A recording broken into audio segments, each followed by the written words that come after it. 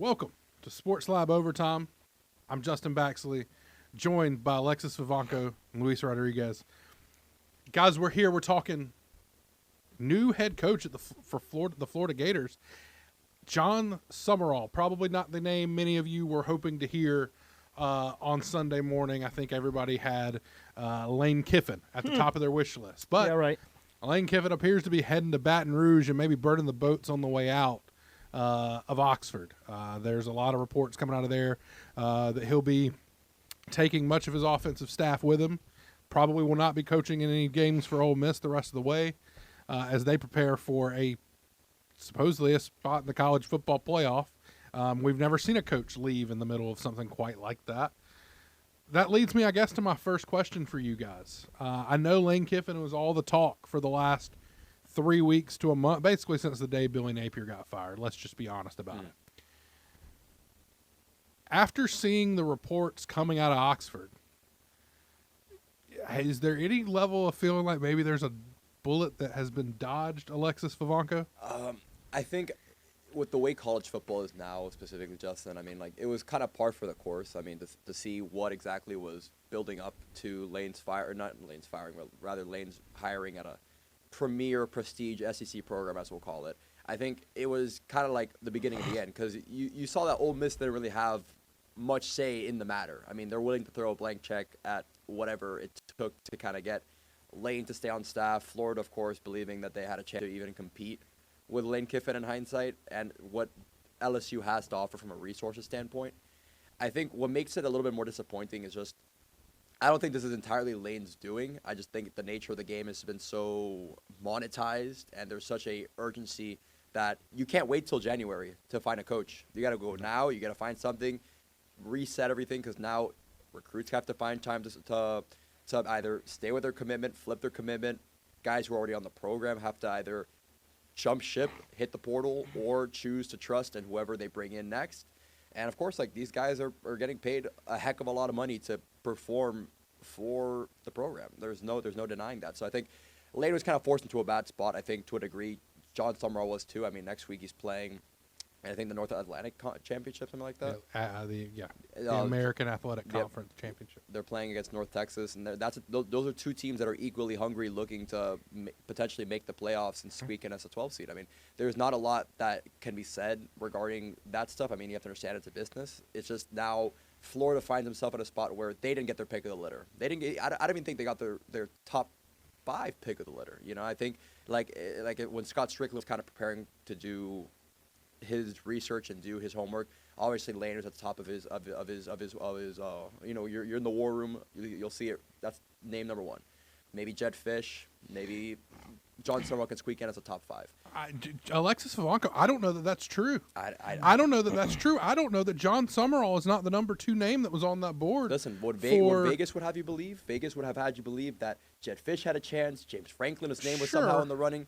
It just feels like this is kind of the cop-out answer, as we'll call it. Sure, but I think that if you were to ask the Florida folks, there's a lot of people that would tell you that Scott Strickland's number 2 choice was always Jon. Look, that's a lot of hindsight, a lot of potentially trying to pivot and make it look right, or look good. But at the same time, I do think that there's some validity to. He kind of fits the mold of maybe what Scott Strickland's hires have looked like in the past. Underwhelming. Well, I mean, I feel like to your point. I mean, I think for the sake of his job, he probably would have liked to have shot higher. I mean, you look at the trajectory of Napier's career, and now going back to a Sun Belt coach, it's just not ideal. Yes, he was at the Sun Belt at Troy, but then he did move up to the American Athletic Conference, which I think is the best group of 5 conference currently, because you do have North Texas. You've got South Florida, you have Memphis, you've got a lot of really good teams in there for the group of 5. Luis Rodriguez, where do you kind of land on how this all kind of worked out? Seeing Lane Kiffin potentially leave, or is leaving for Baton Rouge, it's just a matter of how he's going to do it. Seems like it may come out with some bad blood. And now Florida gets ready to move forward with, look, you could make the argument maybe it wasn't their second choice, maybe it was their 5th or 6th, but they're going to spin it to you that it was their number 2 guy, the guy that they were always fine with moving forward with. And look, the reports, you got to remember, there was a report from Zach Albaverdi that came out in the middle of the over 2 weeks ago that they were preparing to meet with Jon Sumrall. And then Jon Sumrall took his name out of the hat. And yet we're sitting here on a Sunday morning talking about it, that he is the next Florida head coach. I mean, so clearly he never took his name out of the running. Looks like that meeting never got canceled too, man. Because if they bring in that name and that guy right there is the next head coach for the Florida Gators, I just feel that personally, I was never on the Lane train, never on Lane's bill, to be honest. I said it with Alexis, I think a week ago in Sports Lab. I won't believe it until I see it. And guess what? We are not getting the big fish that everybody thought that we were going to get. I mean, the Gators were going to get. I just feel that nowadays, and I been like expressing that a lot, I think it's more important for the Florida Gators football program to just rebuild themselves, no matter who comes. Just because I said it to him Monday, how we gonna think about winning if we cannot compete with no one? Like, we cannot compete with teams in the SEC. And I get the point of having the conference, like the most difficult schedule in program history or in all college football. But still, it just tells you that sometimes there's a lot of stuff going on around the program that doesn't help what's going on in the field. So, like Jon Sumrall, I mean, it's funny. Who did Florida beat last year in the Gasparilla Bowl? Jon Sumrall. And guess what? He's coming. Now we're finishing the season with the Tulane coach coming to Florida. What a storybook ending, huh? It's just funny. It's a full circle moment. It is a full circle moment, Justin and Alexis, just because, I mean, I'm not going to say that I'm not excited about this hire, but what I'm excited about is that the Florida Gators have a new chance to start all over again and to make things right with a new coach. Luis, you're not wrong, and they're starting over with a new GM. They just hired David Caldwell, the former Jacksonville Jaguars GM, who was there from like 2013 through 2020 or something like that. It's the guy that gave Blake Bortles that big contract, if you remember that, if I'm not mistaken. So they're undergoing a lot of structural changes here at the University of Florida in terms of the not only the head coaching position, but the GM position will now be taken over by somebody new. And if I remember right, during the middle of this Lane Kiffin stuff, there was talk that Florida was also in the middle of the GM hires. They paused that for a little bit as they kind of tried to see how the head coaching search was going to shake out. But they were able to move very quickly. On Friday, they announced that they were out on Lane Kiffin.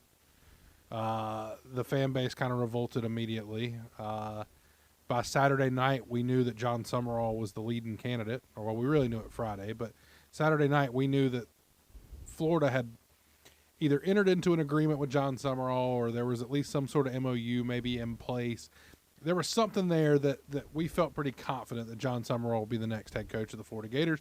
And then on Sunday morning, obviously, it came out that he would, in fact, be hired. And then David Caldwell, within an hour or two, they hired him as well to come in as the GM. The report started coming out about that. It is almost impressive with how quickly they moved from Lane, and it goes back to maybe that question of, was this really all along kind of the plan was to eventually get yourself to a position and going and getting Jon Sumrall? Because here's the thing.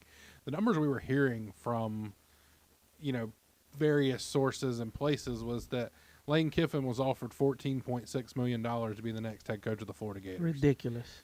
They end up with a guy at 7.5. Yeah. It's the economic approach. You kind of wonder, was this always the plan? Do you go out, you swing big, right? You tell people, hey, look at this, our offer, it's on par with Ole Miss and LSU, but then his communication fell apart. Now we're pivoting, and we're going to go get our guy before somebody else gets it. And look, the craziest part of this all to me, Luis, Alexis, is there's another fan base in Auburn that is angry they didn't get Jon Sumrall. There's another in Oxford that's upset that they didn't have an option to go get Jon Sumrall after Lane has left them. They were upset this morning. They were like, they even tried to make a push at the last minute to try to get Jon Sumrall on. And according to reporting from folks like Zach Albaverdi, it was already that Florida had already basically locked him down. And so when you start looking at it, you're like, man, this thing came together. every other fan base is upset that Florida ended up with this hire, but Florida's upset that they ended up with this hire. So it's an odd situation to be in when every other fan base, you're talking LSU would have pivoted to Summerall if they hadn't gotten Lane. Ole Miss tried to pivot to Summerall because of that. And then you've also got the Auburn job, who on Friday thought they had Jon Sumrall locked in. They thought they had him locked in. And then Florida pivoted and moved into that space and basically stole their coach. Very similar to what I think a lot of people are feeling about Lane Kiffin, as LSU stole Florida's number one option. The way I describe that, I think it's kind of like comparison being the thief of joy, because you have a tale of two Definitely. simultaneous storylines right now. You have what Florida expects for themselves and what the fan base expects. I think right now Florida, obviously in a perfect world, Lane Kiffin would be a slam dunk hire. I think offensively, the struggles that this Gators program has experienced, I think there was a lot of expectation. There was a lot of high hopes, especially given all Lagway was coming into the season as a Heisman dark horse / front runner. I mean, there was a lot of hype, and especially given how things kind of unfolded. I don't think anyone expected Bernal Brown and Dallas Wilson to be as successful as they were in their true freshman campaigns. But I will also say that it's kind of interesting because Auburn and all these SEC programs that you just mentioned. Yes, it would have been great to have them, and I'm sure that any other program would have been jumping for joy, considering he's not a bad coach. He's not a bad coach. I think he's like 17-9 over 2 seasons here at Tulane. 40 something and 10 or 40 something and 11. 42 and 11. 42 and over 11 the last 2 overall. seasons. Yeah, As a head coach at Troy and at Tulane. Yeah, I mean he's got a resume, but so did Billy But Napier. also I will tell you though, we were on earlier today, just kind of doing an emergency kind of breaking news report.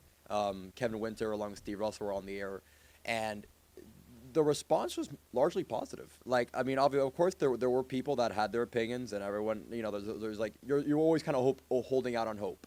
But for the most part, I think as the hours went on, as we kind of approached 1 o'clock, people were coming around to it. People were like, well, it might not be perfect, but let's give him a shot. Let's give him some sort of chance. Here's what I'll throw out to you on that one, Alexis. And Luis, I'd love to get your thoughts on this. Is it that they came around on it? Or are the ones that are so upset now, have they become apathetic? Are they in a situation now where they have no reason to call into the Steve Russell and Kevin Winter show and talk about it because they're just done? I can tell you, I got a text from a buddy earlier that told me he has been a Gator fan as long as I've known him. He lives and breathes Florida Gator football. I was hurt last year when I realized that we were okay with mediocrity. This is called apathy. I don't care enough to be involved anymore. I'll continue to take my kids to one game each year to keep the tradition alive. Otherwise, I'm out. I think there are a lot of fans. I'm in a lot of these groups now. I've kind of gotten entrenched in some places. I can tell you there's a lot of people that feel that way. There's a lot of apathy going on after this hire because they look at it and they go, gosh, are we really getting saddled with Billy Napier 2.0?